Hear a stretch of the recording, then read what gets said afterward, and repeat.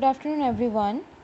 Today I'll teach you the last unit or the last topic of Unit 3, that is Corporate Social Responsibility Committee. I know the voluntary winding up has not been explained yet, but I'll explain it to you later. Right now, this is a short topic, so you can easily understand it. So, Corporate Social Responsibility Committee comes under section 135. Before that, we have to understand what is corporate social responsibility. Corporate social responsibility is also known as CSR. It is all the efforts, works and actions which corporate take for the benefit. Efforts, works and action which is done by corporate. In this case, corporate means the company. Whenever a company puts efforts or works for the benefit and the interest of the weaker sections and society as whole, it is considered as corporate social responsibility. So before implementing CSR in any company, government always expected that a company which is earning a good amount of money, whose turnover is adequate enough at least to look after certain sections of our society, but they were not working for the society at all. We know that whenever a business is established, apart from profit motive, the next important motive is social motive, but each and every company always overlook it. And this is human nature. Until and unless something is imposed on us, we don't do it. So similarly, government decided to impose this system, this procedure to all those companies which are earning a certain sum of money, which I will tell you later what is the amount, and they should work for the weaker section of society. So, as of now, we know that corporate social responsibility comes under section 135, and it is basically the efforts, works and actions that are done by any company for the betterment of the weaker section of society. Now, it is applicable to each and every company. According to this act, every company having net worth of 500 crores or more, or turnover of 1000 crore or more, or a net profit of 5 crore or more during any financial year shall constitute a corporate social responsibility committee of the board consisting of 3 or more directors, out of which at least one director shall be independent director. Now let me explain this to you. This CSR is applicable to each and every company, but the criteria is the company should have net worth of either 500 crores or more, or turnover of 1000 crores, or a net profit of 5 crore or more during any financial year. If any of these criteria is fulfilled, then a corporate social responsibility committee can be formed by the board of directors, wherein there should be 3 or more directors, out of which one director should be independent.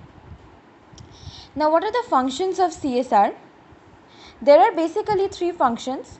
The first function is to formulate and recommend to the board a corporate social responsibility policy, which shall indicate the activities to be undertaken by the company. So, the first function is to formulate and recommend to the board of directors that a CSR policy is required. If any of these criteria is fulfilled, then board of directors plans to form a CSR committee which will work for the weaker section of society. Now, what are the works that are done by them? Either eradicating extreme hunger and poverty. They can promote for the education by establishing different schools and colleges. They can promote gender equality or women empowerment. Then they can try to reduce child mortality and improving maternal health. They can ensure environmental sustainability by planting more trees. then by contributing to Prime Minister's relief fund, especially in this case.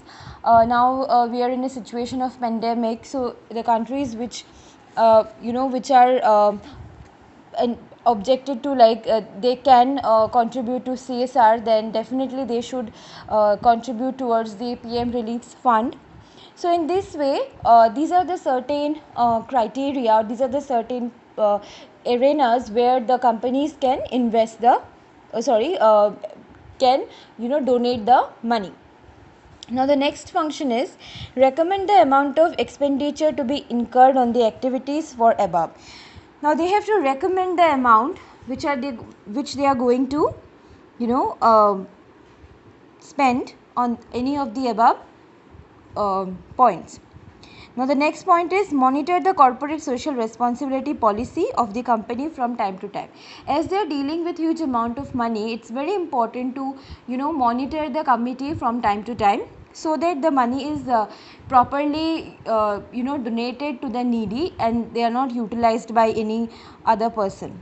Now what are the obligations of the board? Now as we know that the companies which are having the turnover of either 1000 crore or a net profit of 5 crore in a financial year, they are entitled to CSR, and they can form a committee, and these are the points, these are the areas in which they should donate. Now what is the amount they will be donating? So it is 2% of the average net profit of the company, not made in a particular year but made during 3 immediately preceding financial years.